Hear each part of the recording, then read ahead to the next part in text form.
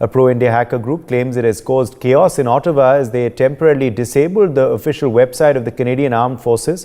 एक बहुत बड़ी खबर सामने आई है कि हाफिज सईद के बेटे को पाकिस्तान से अगवा कर लिया गया है। इंडियन हैकर्स ने कनाडा के आर्मी के अकाउंट को सिस्टम को हैक कर लिया और ये हैक करने से पहले एक ओपन चैलेंज भी दिया था कनाडा को। The Canadian Air Force website was also taken down besides the Canadian Election Democracy website. The hacker group later expressed their displeasure with the allegations raised by Trudeau against New Delhi. Hackers ने Canada की military website को block कर दिया और उस पर गालियां लिख दी। तो इंतहाई दुख की बात है कि आज के दिन पाकिस्तान के अंदर 3-4 हमले हुए हैं। एक हमला तो बलूचिस्तान के शहर मस्तूंग में हुआ है जहां 50 के ज्यादा लोगों की जानें चली गई हैं। जो हाफिज सईद साहब और इनकी जमात है, ये पाकिस्तान भर में और पाकिस्तान के बाहर जो है दहशतगर्दी फैलाने में काम करती है।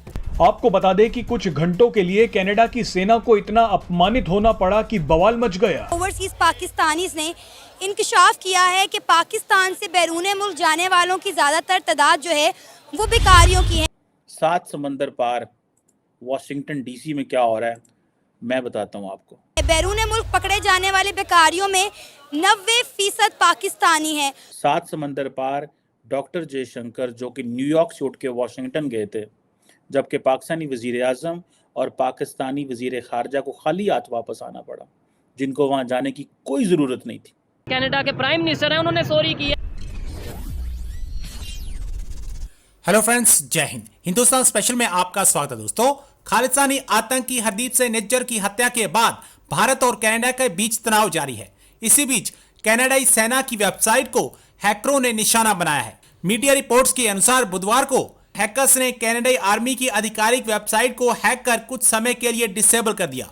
हालांकि यहां हैकरों का भारत से कोई संबंध सामने नहीं आया। दरअसल इस साइबर हमले की जानकारी बुधवार को उस वक्त हुई जब कनाडाई सेना की वेबसाइट ने अस्थायी रूप से काम करना बंद कर दिया। कैनेडियन सेना की वेबसाइट को कथित तौर पर इन साइबर फोर्स नामक हैकर्स ने हैक कर उसे डिसेबल कर दिया और सोशल मीडिया पर प्लेटफॉर्म एक्स पर स्क्रीनशॉट शेयर कर इसकी जानकारी दी। यह घटना दोपहर की है और कुछ देर में वेबसाइट को ठीक भी कर लिया गया। सोशल मीडिया प्लेटफॉर्म एक्स पर घोषणा की गई कि कनाडाई एयरफोर्स की वेबसाइट को हटा दिया गया है और इसने वेबसाइट को हैक करने वाले संदेश के स्क्रीनशॉट भी शेयर किए। दोस्तों इंतहाई दुख की बात है कि आज के दिन पाकिस्तान के अंदर 3-4 हमले हुए हैं। एक हमला तो बलूचिस्तान के शहर मस्तूंग में हुआ है जहां 50 के ज़्यादा लोगों की जानें चली गई हैं। एक हमला जो है, और ये ईद मिलादुन नबी यानी कि मुसलमान का कत्ल कर रहा है, और एक हमला जो है वो जो टीटीपी ने हंगू में किया और सियासतदान है हमारे के लड़ रहे हैं, बलोच सियासतदान भी लड़ रहे हैं और कोई कसर नहीं छोड़ रहे एक दूसरे को नीचा दिखाने में, जिससे उनको ये पता नहीं है कि रियासत नीचे आ रही है। लेकिन 7 समंदर पार वाशिंगटन डीसी में क्या हो रहा है मैं बताता हूँ आपको।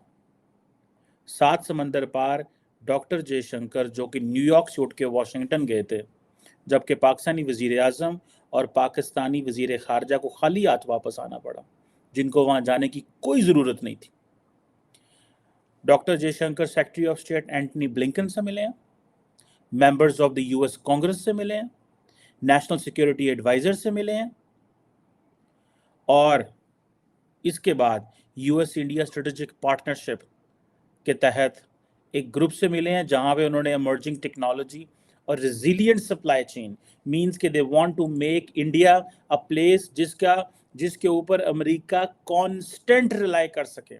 और उन्होंने बड़ी बात की वहाँ पे इम्पोर्टेंट, उन्होंने कहा we are so happy, India is so happy कि जो कॉरपोरेट बोर्ड रूम्स हैं वो इंडिया के बारे में बात कर रहे हैं। वो कॉरपोरेट जो बोर्ड रूम्स हैं वो इंडिया के बारे में बात कर रहे हैं। उन्होंने साथ यूएस ट्रेड रिप्रेजेंटेटिव से एम्बेसडर क्या नाम था उनका, एम्बेसडर कैथरीन ताई, उनसे मुलाकात की और थिंक टैंक्स के जो वाशिंगटन के सारे हमारे वज़ीर खारजा वज़ीर आज़म तो एक थिंक टैंक में गए ना, उन्होंने डॉक्टर जयशंकर के पास इतना टाइम नहीं है और हर बंदा उन्हें सुनना चाहता है, और उन्होंने सारे थिंक टैंक्स जो मेजर थे उनके एग्जेक्टिव्स को सामने बिठाया और कहा जनाब कि आप आएँ, हम आपसे बात करना चाह रहे हैं। तो सारी स्टोरी तो आपके सामने आ चुकी है और गलत खिलर गई है। आप देखें कि टीटीपी तहरीक तालिबान पाकिस्तान ईद मिलाद नबी के दिन, आज का दिन सबसे बड़ा इंपॉर्टेंट दिन है आलम इस्लाम में। ये कौन से मुसलमान हैं? ये क्या करते हैं? ये मासूम लोगों को दहशत गर्दी, हम किससे बात करें इस हवाले से? हमारी तो अफवाज अपनी जाने देगी, हमारी पुलिस, हमारी लॉ इन्फोर्समेंट, हमारी अवाम। मुझे ये बताएं, जनवरी 2023 में आपको याद होगा जुमे के रोज पुलिस लाइन में एक हमला हुआ था, 80 अफराद शहीद हो गए थे। कुरान पाक शहीद हो गया था, the holiest book of Muslims. और ये इसी तरह जुलाई के महीने में भी उधर हुए हमले हुए। ये क्या है? और मुझे ये समझ नहीं आ रही कि अफगान तालिबान की क्या मजबूरी है कि वो क्यों टीटीपी को जो है वो जगह दे रहे हैं? क्यों टीटीपी को अफगान तालिबान जगह दे रहे हैं? कोई है पूछने वाला? मैं तो समझता हूँ जो हमारी लीडरशिप है, इनको तो अफगानिस्तान के साथ इंगेज नहीं करना चाहिए।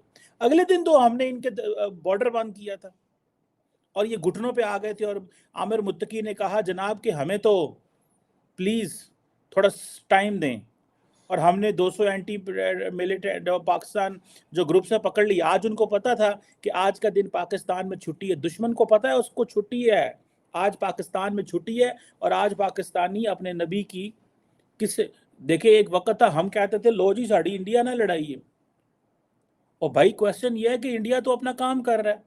इंडिया तो जाके वो कह रहा है जी हमारी तो चीन से लड़ाई है। अब वो तो कह रहे हैं कि जी हमें तो इमर्जिंग टेक्नोलॉजीज में जाना है। हमने 75-76 साल अपनी फौज को तैयार किया इस चीज़ के लिए कि जी इंडिया से लड़ाई है, जी हमारा आर्थिक से लड़ाई नहीं है। अब ये जो नए दुश्मन हमारे पैदा हो चुके हुए हैं, ये जो नए दुश्मन है, इनका क्या करना है? इनको कैसे ख़त्म करना है? क्यों अफगान तालिबान? देखिए, सबसे पहले पाकिस्तान को इनका बाइकआउट करना चाहिए। बाइकआउट कुछ भी ना कहें, कोई इन पे हमला ना करें, कोई इनको जो है वो नुकसान ना पहुँचाएं, सिर्फ दरवाज़ा बंद कर दें, सिर्फ बॉर्डर बंद कर दें। नानी गिटे आ जाएगी, फिर ये चीखें मारते हैं। बात करेंगे इंडिया एंड खालिस्तान की लड़ाई में एक बड़ा ही अहम मोड़ आ पहुंचा है। इंडियन हैकर्स ने कनाडा के आर्मी के अकाउंट को, सिस्टम को हैक कर लिया है, और ये हैक करने से पहले एक ओपन चैलेंज भी दिया था कनाडा को। पहले एक एक्स पे जाते हैं जिसमें उन्होंने कहा था कि इंडिया के साइबर क्राइम ने कहा था कि हमारे से पंगा मत लो, तुम्हें इसका बहुत बड़ा, जिसे बोलते हैं ना, नुकसान चुकाना पड़ेगा। लेकिन क्या हुआ कि कुछ टाइम के बाद खुद ही उनके मुंह से जो है खालिस्तान की सपोर्ट निकल है। इंडिया तो पहले ही 1.5 साल से कह रहा था कि कनाडा जो है खालिस्तानियों को, जो हमारे आतंकी है, उनको घर देता है, पनाह देता है, वीजा देता है। लेकिन उसके बाद जब ट्रूडो ने खुद कहा कि निज्जर मर गया और निज्जर पे रो के उसने, कहते हैं ना, कि दरिया बहा दिया, और उसके बाद इतना क्रिटिसाइज ट्रूडो को किया गया है कनाडा के बीच।